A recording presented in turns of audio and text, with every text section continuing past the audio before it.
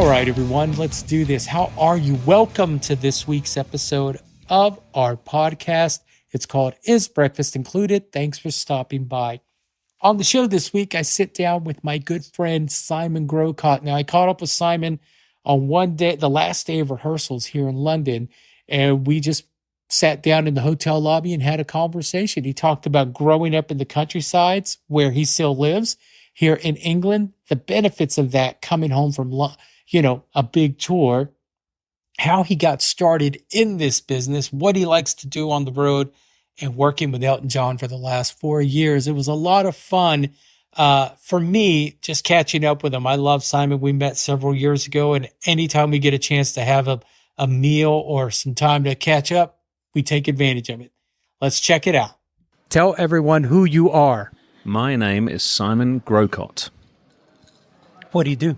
Me? Well, I work in the music business in a few areas, depending on the band and where it takes me, really. I've done from early days of being a set guy to then being a backline tech to doing stage managing, production. I've covered a few areas. He's do it all pretty much, right? Kind of. Yeah, I'm getting there. I'm getting to, getting out of one thing into another and just seeing where the path takes me. I've always admired that guys that can do it all.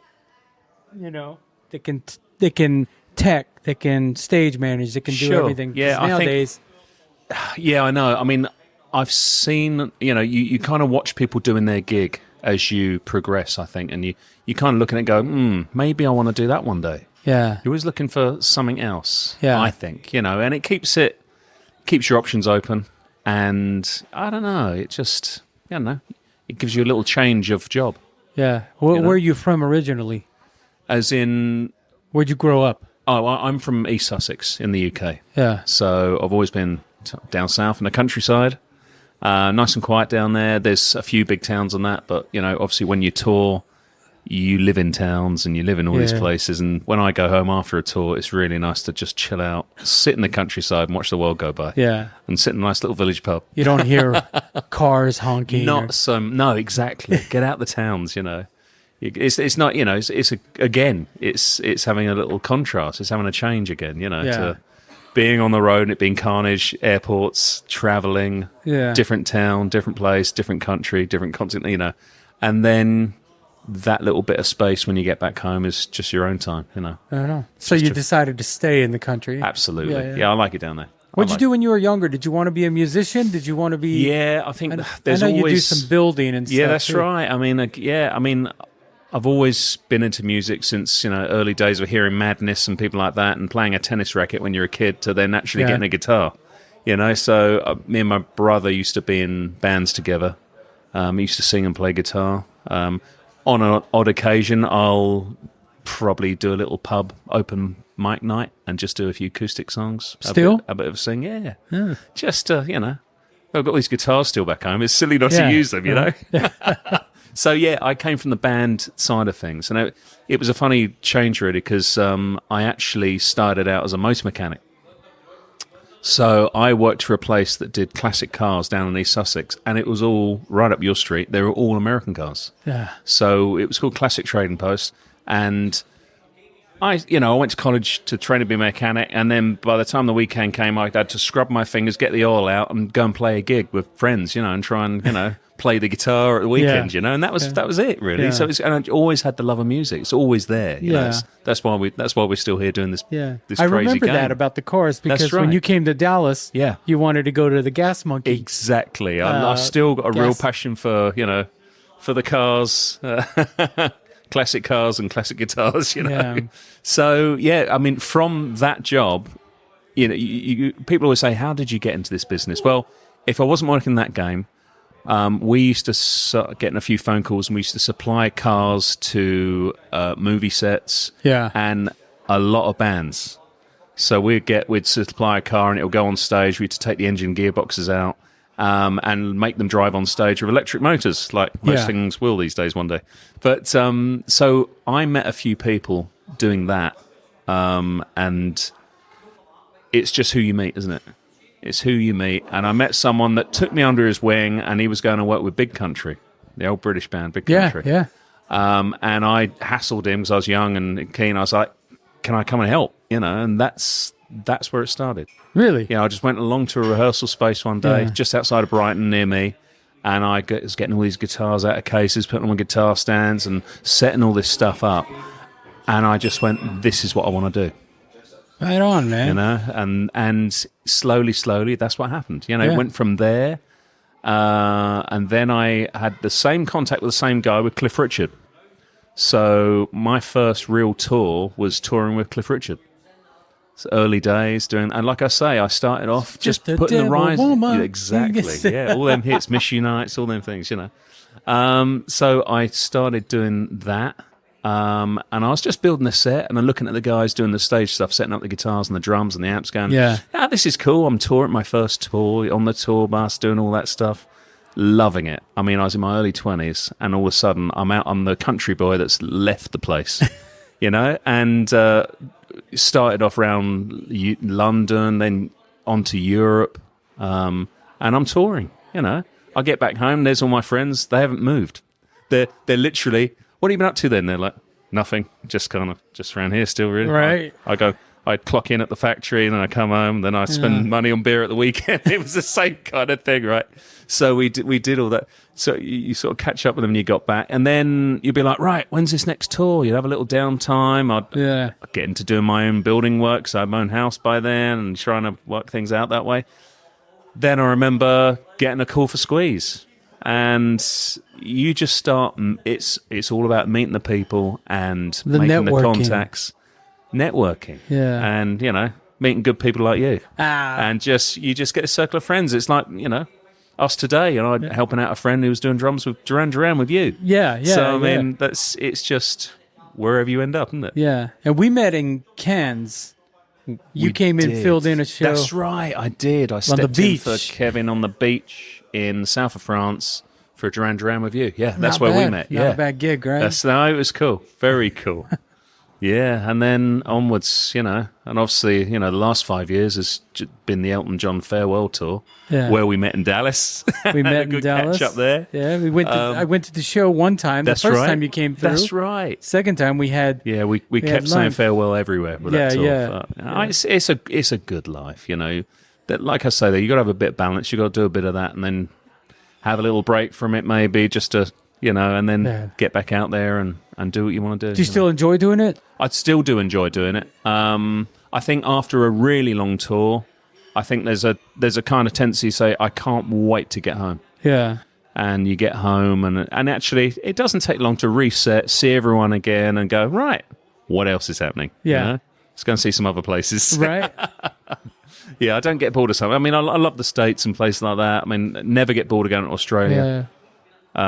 There's some great places. I've only been there once. Yeah, I mean it's just so nice. Yeah, it is. Just to get the opportunity to do that, and you're working out there, but you always get to see it as well. Yeah. So it's not a bad little job, not a bad little life. Are you? I could tell you my story, but growing up, like I thought I was going to live and die in the same town I grew up in. I never imagined this life. No, you're absolutely right. And I mean, how did you get out of what you did? Yeah. Where did it go for you? I always say I was in the wrong place at the right time,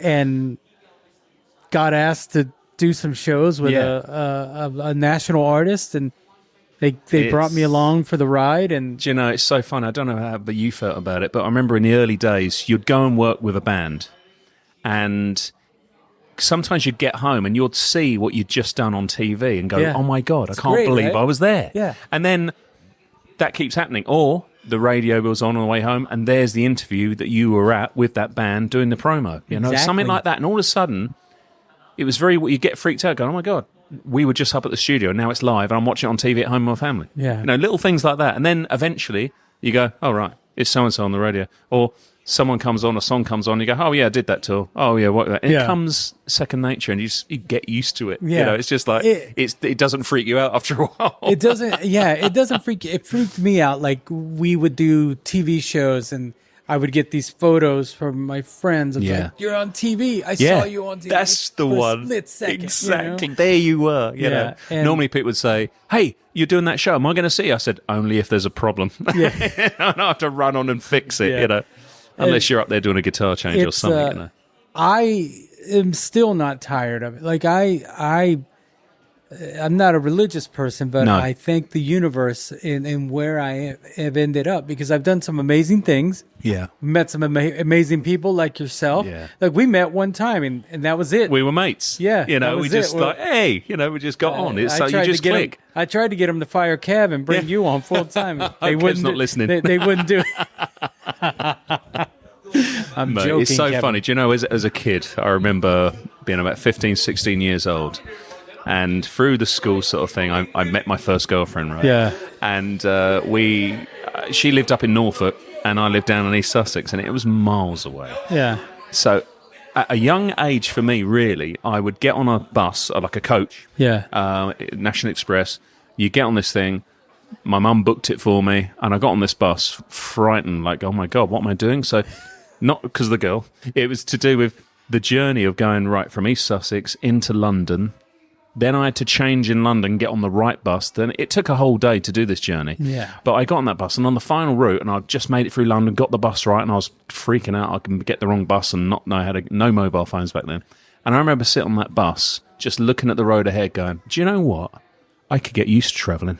Yeah. And I swear that's another little seed that was planted then. That you go, I could get used to this.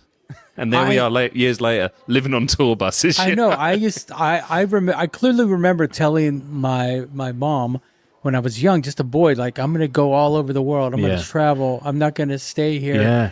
And that's what kids say. It's funny, isn't and it? I remember just being obsessed with Asia and Singapore in particular. Absolutely. So the first time I went to Singapore, it was a big deal to me. And it still is to this day. If I go to Singapore, because it's a beautiful country, and the people are amazing, but it was just that little thing stuck in my head. Like, I saw that in a book, and now I'm here. Isn't it? I've had that moment before where you haven't been to that country. You finally get there, and you see, Sydney Opera House for the first time. Yeah, it's like you're a celebrity that you've seen on TV, but all of a sudden you're staring at it. You're in the post. You're in the post, exactly. Right? You see those, those monuments around the world, and you go, wow, I've only ever seen this in pictures. A couple of years ago, I came here. We had 14 shows, but they were spread out, so they couldn't send me home. So I was here for 3 months. That's not a bad gig. It was like a holiday here. Absolutely. I remember thinking to myself, I'm going to do all the tourist stuff. First thing I did, I went to Stonehenge. Wow. Do you know, I go past that a lot. My dad lives down that way. Really? So I get past that thing and I joke, them damn stones. Because it always starts, the traffic starts there, Well, yeah. I said to my dad once after a hell of a journey, because you always get the traffic queuing up, because everyone wants to look at it, and the road closes down to a two-way lane because they didn't want to change it. And I said, it's about time they took them things down, because I tell you what, the traffic's been terrible, I was on a bus. I took a tour there, and I remember Kevin telling me because I started coming here in 2012. Yeah. To London. Like, I was in London. I have friends in London. Yeah. I never thought, it's crazy. But I remember saying, I want to go to Stonehenge. And he's like, when you go there, he goes, you start to feel it before you get there. And I thought, whatever. But when I went, I could feel it. Yeah. As you're coming over that hill. Gotcha. And then you show up and it's a big tourist trap. It is fun. It is tourist trap. They put a visitor centre and changed it a lot now. And it made it a bit more. Yeah. You can't just walk up and rock up there. But I mean, it's funny. Like I said, my dad lives down in Semley, down in Dorset, and that's the last thing I see before I know I'm getting close. Yeah. And I never get bored of seeing it. You can't drive by and I go, oh my God. And I've probably got 10 different pictures of it every time I've gone by. I'll take another one. Yeah. You could have another picture. It's amazing. It's and then you think of Spinal Tap and think of Stonehenge. Yes. Yeah. You can't go to Stonehenge and not think of Spinal, not play the song as you're walking. That's right. And anyone who doesn't know what's going on thinks you're crazy. But yeah, I'm like you. Like I got on that bus and I never wanted to get off. No. And I tell this story all the time that, like, early on in my life, I used to book bands for local venues, and I used to go and help my friends tear down their stuff. My friends in the band, I did it for free. Yeah. because I just wanted to be That's around. how we all started, mate. And that's you start and you go, I want to give you a hand because you want to help, and this is what you want to do, you know. And I say this, and it's 100% true. My mom has no clue what I do. She still thinks I'm hanging out with my friends in the band. Is that right? She goes, "Oh, you're having fun." No clue what I do. Yeah. No clue what I do. But it's funny you say about that. Like I said to you, my first time to the States was Squeeze. And I'm never going out there. And the first place I landed was San Fran. I'm out there for, a couple of months, I think we did out in the States. And it was hard to contact home, but, I'd only just kind of left the farm, put it that way. We lived out in the countryside and, the country boy leaves home. And I was like phoning home, mum's all emotional. Oh, it's nice to hear from you. You tried because I had a little scratch card and you have to scratch the number, the fingers off. Drive Line Plus, it was called, or something like that. Yeah. You scratched it off, typed it into the phone, and from your hotel you could phone home. So that was a rare thing because, I wanted to spend my per diems on going out because you always had to make sure that America. You had to make sure that the hotel didn't charge you for the phone call. Oh, possibly. Because they would charge you for an outgoing phone call, would. even though you'd have the calling card. The code. Yeah. How things have changed. Out, it's £25. Yeah. And it's funny, later in life, all of a sudden you've got kids and things are going on. You're going, I don't want to. And then this amazing thing called Skype came out, and everyone's, I remember putting on the headset and a talk piece, and it looks like you're flying a plane, but you're just trying to phone home, see the kids, And I remember years ago, apparently, my daughter Chloe was young, and she looked around the back of the computer and said, "When's Daddy going to come home?" So there's a little moment, you go, "Oh, right, that's a shame. She just thinks I'm in there, Yeah. But anyway, you still spend a long time away from home, but all of a sudden you get a couple of months back home. So you're at every sports day, every event, every pickup from school. So you kind of make up for lost time. I always say when I'm home, I'm home. Exactly. There's no, I may be home. I'm going to be there doing everything. 24/7. 100%. So I think, that goes a long way. I think, I don't know if you had this experience with Cliff Richard. He was your first major gig, right? The paying gig. Absolutely. The paying gig. Yeah. My first artist that I worked for was a country artist named Pat Green. Yeah. And we're still friends to this day, but I had the opportunity, he was on the show, to tell him that he changed my life. That's very cool. He did. He changed my life. To actually tell someone that. And it was like I said, it was life-changing for me from my first gig to even now. Isn't that funny? I mean, but to be able to tell those people, that's cool. That is cool. I mean, yeah, it's funny because if I hadn't bothered to learn the guitar, I wouldn't be doing this because the whole point of the whole music thing and wouldn't be there, Yeah. So I guess those days listening to Bon Jovi back in the day was my thing, It's like, I would just play like Richie Sambora. I can't, but I mean, I gave it a good go, Have you seen that documentary, by the way?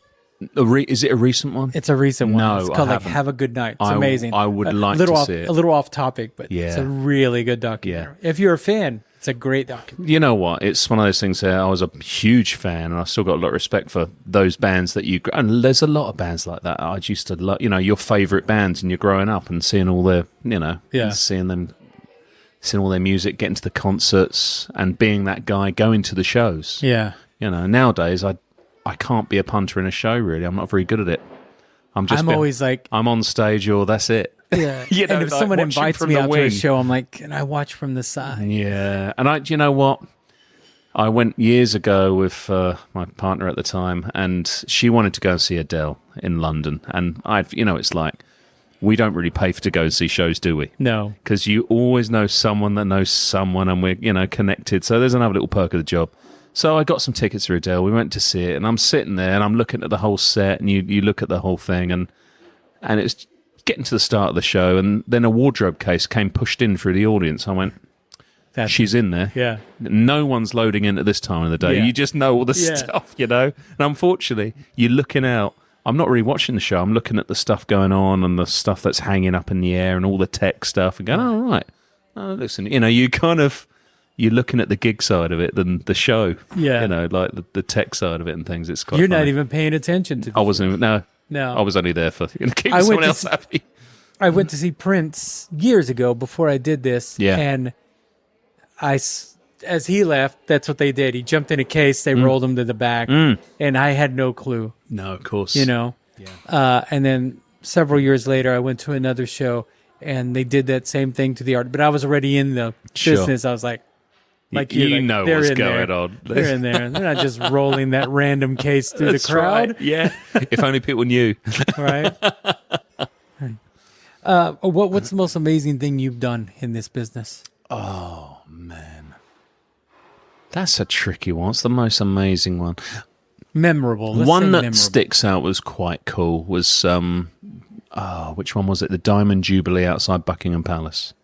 Now, I was there with Cliff Richard, and you just kept meeting all your colleagues because you go on stage. There was so many bands playing that day. You're right in front of Buckingham Palace. Yeah. And there's all your buddies. There's, all these people from all walks of life. That was a memorable gig. Was that the recent one a few years ago? Oh, when was the Diamond one? Probably about 10 years ago or so. Okay. Yeah. What was the recent one 2 years ago? Not sure what that one was. I was probably in the States touring with Elton, so I got oblivious to all that stuff. They did a Jubilee. Yeah, there would have been one, whatever that one was. Yeah. And the Queen was still around. Yes, only just probably, if it's a couple of years. Yeah. Well, they said she was around. Her. She didn't show her face, no. But they said she was around. No. That was a funny one, because you had all that going on, and we were on a stage that, if, it's like in the UK. Yeah. It can be sunny one minute, rain in the other. We were on a stage that had no coverage. It had decorative bits hanging over the edge with some wings and stuff. If it had rained, the show would be over, and it was a big deal. It was on TV, it was everywhere. Well, you looked across that stage, and there were all the royals, lined up. You could look and go, oh, look, there's the Queen, They were all there. There's Prince Charles, there's Harry, It was just crazy. You're thinking, at one point, I'm trying to cross the road, and the royals come by in a car, and you're like, this is bizarre. Yeah. So I remember at one point, there's Madness are playing on the roof, and I went backstage for a bit. I'd done my gig and kind of got out of the way for a minute.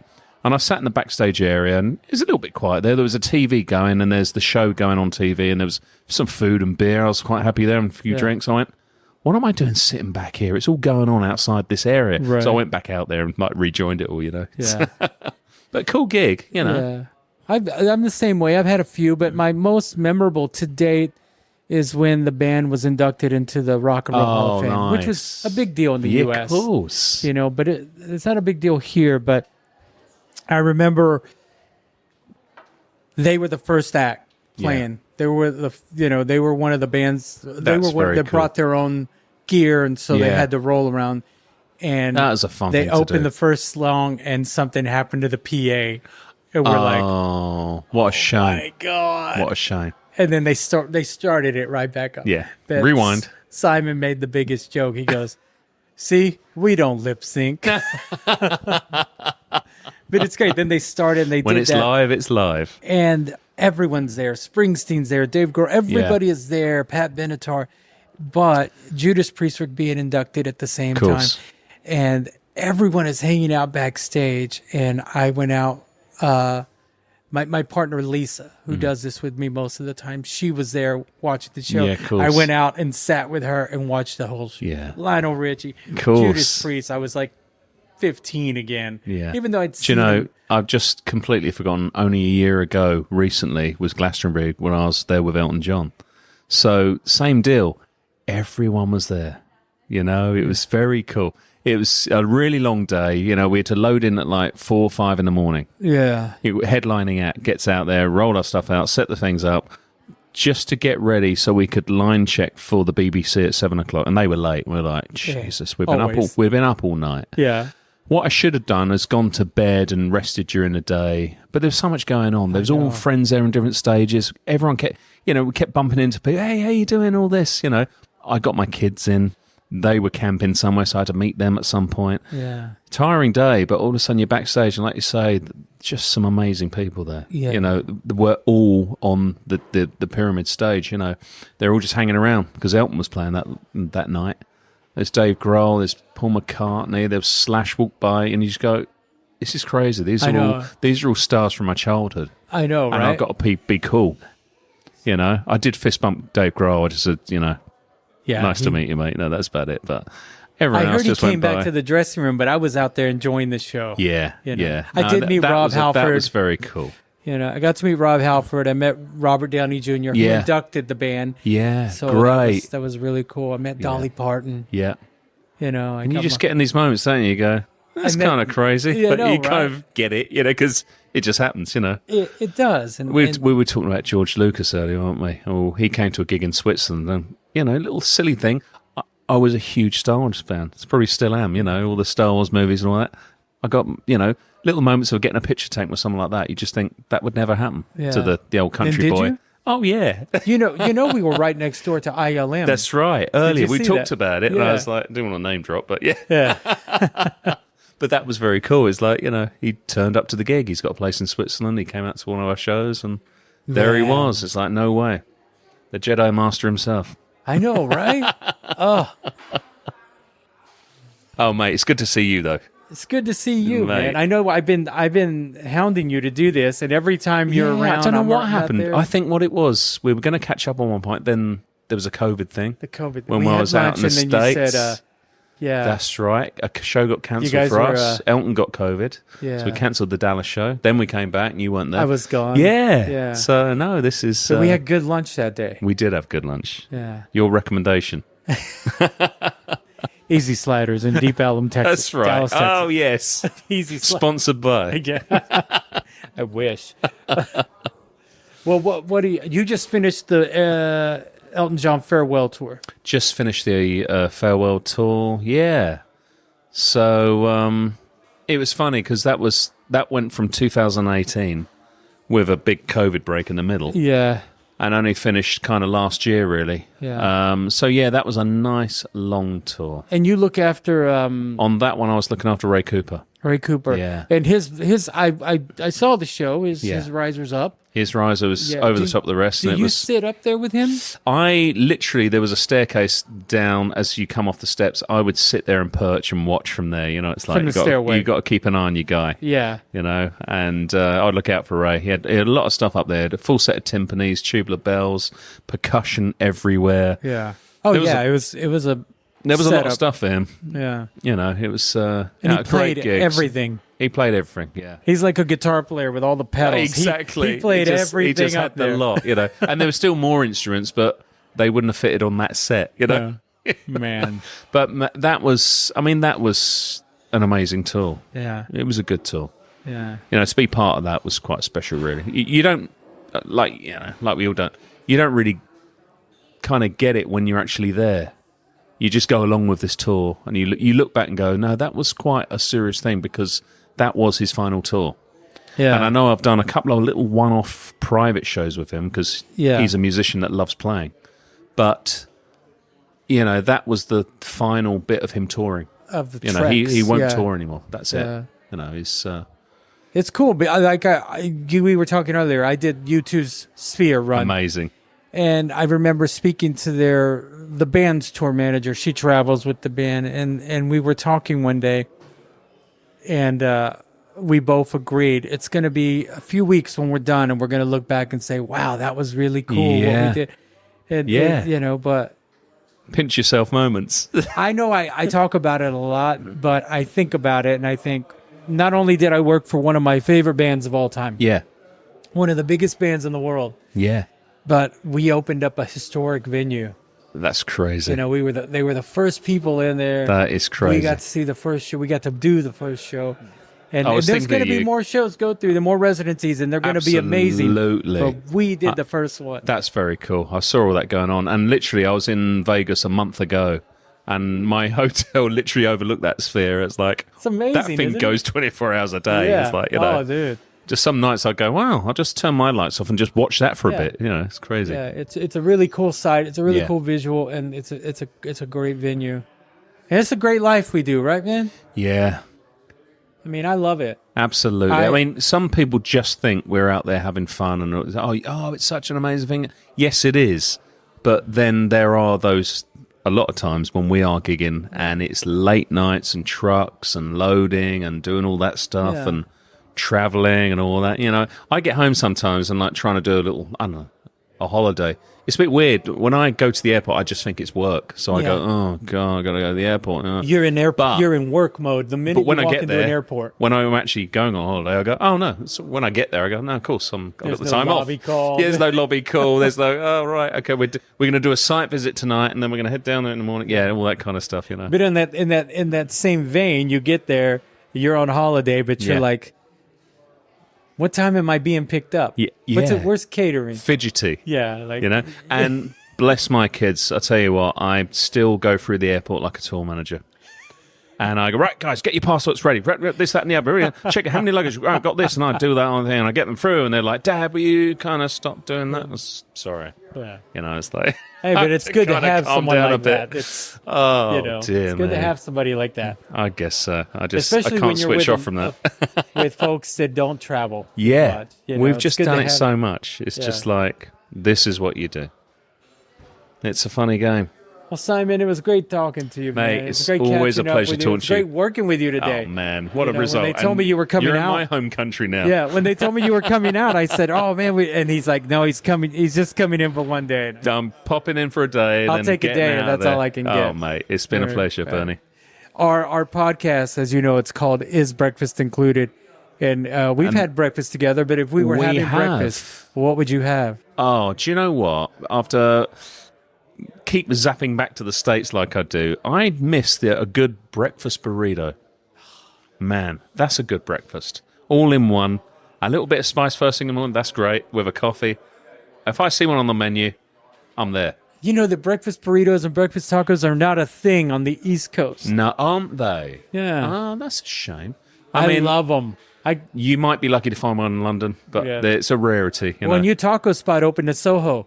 They're supposed to be legitimate. You got one. I know we just got off the off topic and we were about to close it out, but I'm going there tomorrow to see how legit it is. Oh, well, you let me know. It's so funny. We didn't even plan that talk, did we? We were like, oh, all right, I'm a burrito fan too. Yeah, love all that stuff. It's good talking to you, man. And you, buddy. Take care. Oh, mate, all the best. Take care.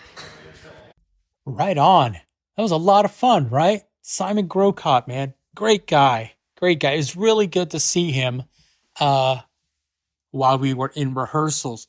You can follow him or find him on Instagram at simon.grocott. That's with 2 T's, .7. Can't guarantee you he's going to accept your follow request, but hey, give it a try. Check us out online, rate and review the show. Follow us on Instagram, Facebook, YouTube. Don't forget to check out our website, isbreakfast.com. Check out what we have to offer. Support. Thank you for everyone. Again, rate and review the show. All right, guys, I am done. Have a great day. We'll talk to you next week.